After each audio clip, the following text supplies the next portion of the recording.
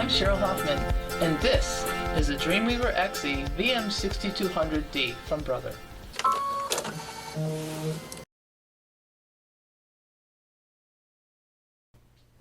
I'd like to show you a few of the accessories that are available to you for your machine.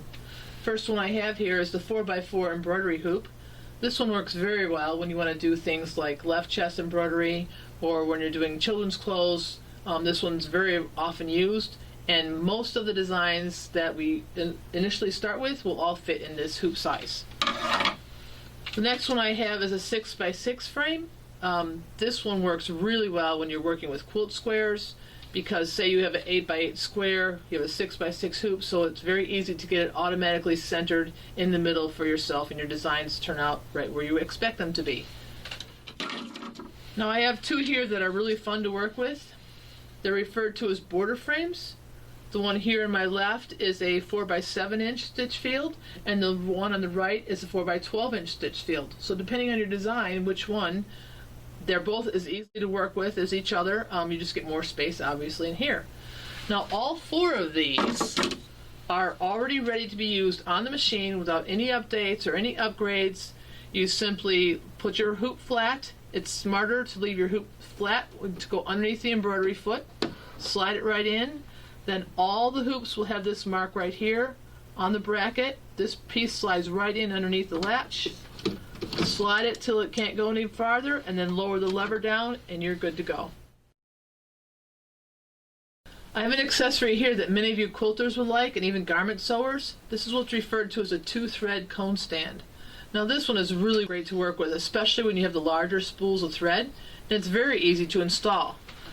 Open up your cover, and believe it or not, all you have to do is just pull up on the cover and it will come out from the hinges. You have 3 right here, and they're not going to break. You're just going to pull it straight up and it comes off.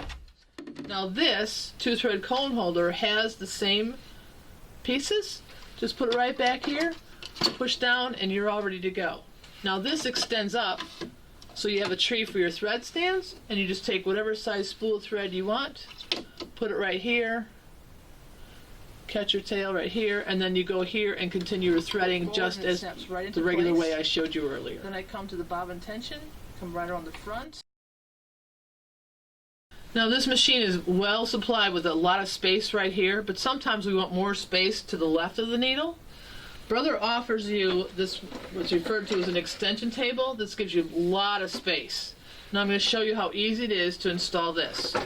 In order to take the embroidery unit off, I'm going to turn the machine off. There's a little lever underneath the embroidery arm. Just squeeze it, pull to the left, your embroidery unit will come right off.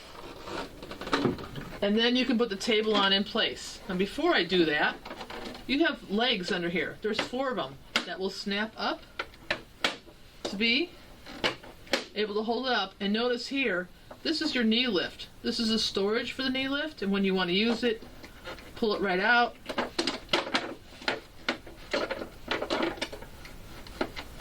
Pull it right out. And this piece here pops right into your machine, and you're all set with your knee lifter. Now the table slides in place of the embroidery unit. And at the bottom you have the leveling legs, so you can make sure it's all level and everything is smooth to work on your larger projects.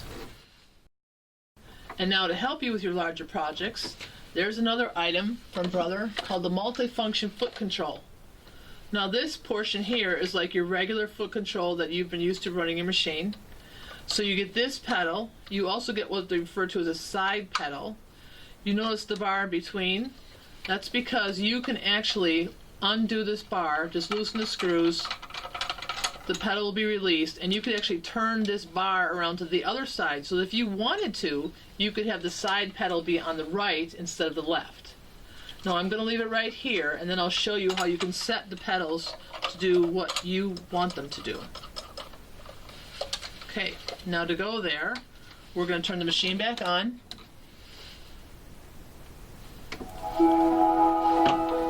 And we'll go right to the machine settings as soon as the screen is engaged.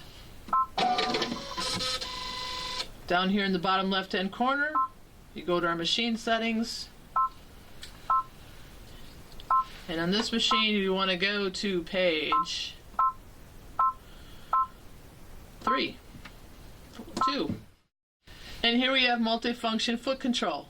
And it's telling me needle position up and down. But look, see the line drawn here? It's pointing to the bottom part of this foot pedal.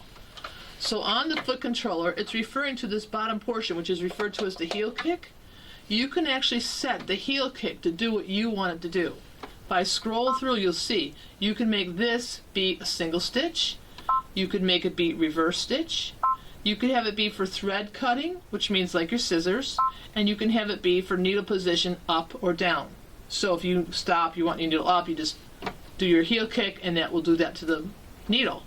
Now, if you want to have 2 of those, you just set your side pedal, see the line drawn here, pointing to the side pedal, to do one of those 4 things again. You have thread cutting, you have needle position up and down, you have single stitch, and you have reverse.